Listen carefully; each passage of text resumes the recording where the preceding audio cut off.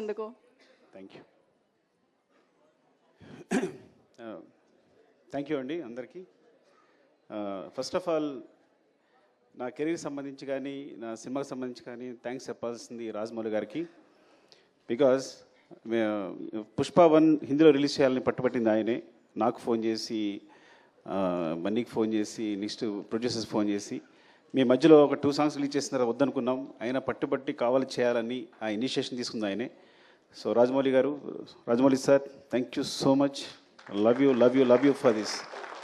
ఈ రోజున ఇక్కడ నిలబడ్డాను అంటే డెఫినెట్గా అది కారణం మీరే. ఎందుకంటే నేను ఒక మాట అన్నాను ఆయనతో, అది కాదు సార్ నా సినిమా పాన్ ఇండియా కాదంటే, నువ్వు పాన్ ఇండియా రిలీజ్ చేస్తే అది పాన్ ఇండియా సినిమా, రిలీజ్ అయిపోతే తెలుగు సినిమానే. So separate pan India cinema అనేది ఏది లేదు, నువ్వు రిలీజ్ చేయన్నారు ఒక మాట అన్నారు. అంతమించి ధైర్యం లేదు నాకు యాక్చువల్గా. అండ్ అందరికీ ఇప్పుడు మళ్ళీ మా గ్యాంగ్ అందరినీ పిలిచి థ్యాంక్స్ చెప్పాలనుకున్నా, బికాజ్ ఇది లాంగ్ జర్నీ. కానీ మా రవి గారు మళ్ళీ టైం ఇవ్వట్లేదు నాకు, ఇంకోసారి చెప్దాం అనుకున్నారు. అందరిని పిలిచాను నేను వీళ్ళందరినీ కూడా. అండ్ అదే నేను ఫస్ట్ ఆఫ్ ఆల్ ఎలా ఫీల్ అవుతానంటే, సినిమాకి సంబంధించి అంటే మనిషికి ఆనందాన్నిచ్చేది చాలా ఇంపార్టెంట్ థింగ్ ప్రపంచంలో ఏదైనా. ఫర్ ఎగ్జాంపుల్ చెప్తాను, ఒక ఫ్రెండ్, నేను చిన్నప్పటి నుంచి వాడిని చూసుకుంటున్నాను, జాగ్రత్తగా అన్నీ ఇస్తున్నాను, అన్నీ చేస్తున్నాను, నాకు కూడా ఉంటాడు. కానీ చిరంజీవి గారు తీసుకెళ్ళి ఒక ఫోటో తీసుకున్నప్పుడు వాడు ఏడ్చాడు. వాడు ఆనందం మామూలుగా లేదు.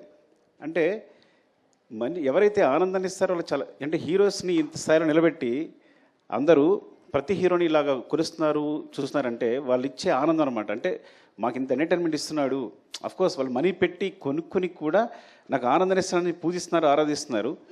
సో అందుకని ఈ ప్రపంచంలో అంటే నేను ఎందుకు ఇప్పుడే ఫీల్ అవుతానంటే, కేవలం ప్రతి ఫ్రేమ్ ఎంటర్టైన్మెంట్తో నింపాలి. థియేటర్కి వచ్చినాడు 3 అవర్స్ అన్నీ మర్చిపోయి మొత్తం నా ప్రపంచంలో ఉండాలి అని ఈ సినిమా ట్రై చేశాను యాక్చువల్గా.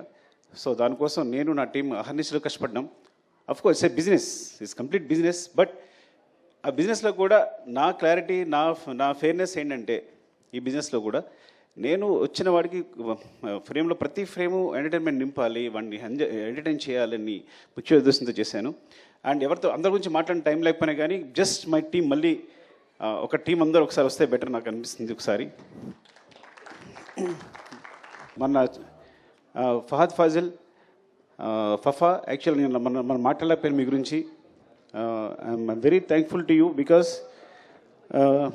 ఈజ్ లైక్ తను బన్నీ చెప్పినట్టే నాకు బ్రదర్లా, ఇట్స్ లైక్ బ్రదర్.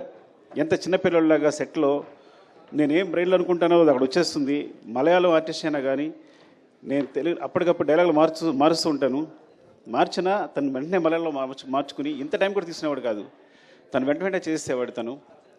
అండ్ వచ్చిన దగ్గర నుంచి నన్ను ఎంకరేజ్ చేస్తూ మాట్లాడుతూ ఈ సినిమా సంబంధించి ప్రతి సీన్ గురించి మాట్లాడుతూ మమ్మల్ని నిరంతరం పుష్ చేస్తూనే ఉన్నాడు. ఎప్పుడు వచ్చినా కూడా అంటే తను సెట్ ఉన్నాడంటే నాకు మామూలు హ్యాపీనెస్ కాదు. అలాంటి ఆర్టిస్ట్తో చేయడం అదృష్టంగా ఫీల్ అవుతాను నేను.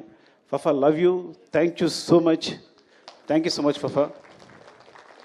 అంటే కొన్ని ముఖ్యంగా చెప్తాను అంతే, but I'll go my time అయిపోతుంది కాబట్టి వన్స్ అగైన్ ఎవరు కనిపిస్తే వాళ్ళు చెప్తాను. అరే సరే చెప్పకపోతే మీరేం ఫీల్ అవ్వద్దు, బికాజ్